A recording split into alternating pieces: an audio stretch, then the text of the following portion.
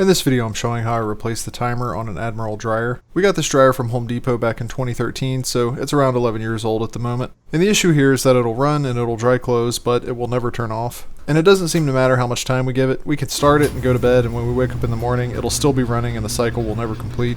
Luckily this is pretty easy to fix, so I'll jump right into it. Before you begin, just disconnect the power. These steps require working behind the dryer, so I had to pull it away from the wall to give myself space. The vent hose didn't have enough slack in it, so I had to disconnect it as well.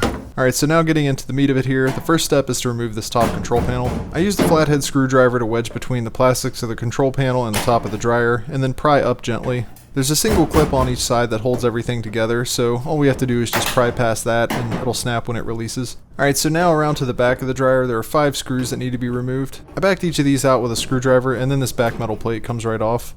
Then I sat the top control panel down on its face to make it easier to work on. There are 3 plugs here that need to be disconnected, plus a ground wire on the bottom. For 2 of the plugs you can just pull on them and they come right off. Same thing for the ground.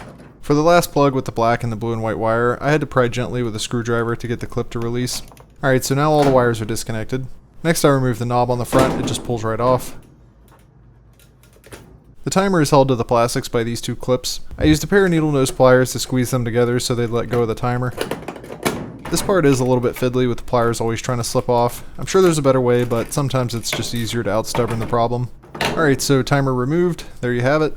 Alright, so replacement timer here. It's not a brand I've ever heard of, but that's not uncommon for appliance parts off of Amazon. This one seemed to work fine, and I'll leave a link in the description for the one I used. Side by side, they're mostly identical, minus the prongs that the old timer had at the top here, but those weren't in use anyway, so not a big deal. Alright, so installing the new timer, first step is to press it into place, which is much easier than removing it.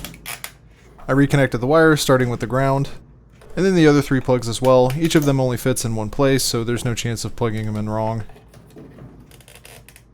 With the wires reconnected to the timer, now I can put the control panel back in place. You just have to line up these plastic hooks with the holes in the metal, and then press down. Next I put the metal plate back on, along with the 5 screws that hold it there.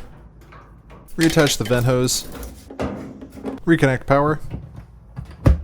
Then put the dryer back where I found it, and put the knob back on. The first thing I realized is how wore out the old timer must have been, because the new timer is really firm and solid when turning it through the settings. I set it to 40 minutes on high heat and hit start. This probably doesn't make for the most climactic ending for a video, but it ran for 40 minutes and turned off like it's supposed to. Alright, so that's pretty much it for this video. I hope this was helpful if you also have an Admiral dryer that will turn on but will not turn off. Hit the like button if this helped you out, and thanks for watching.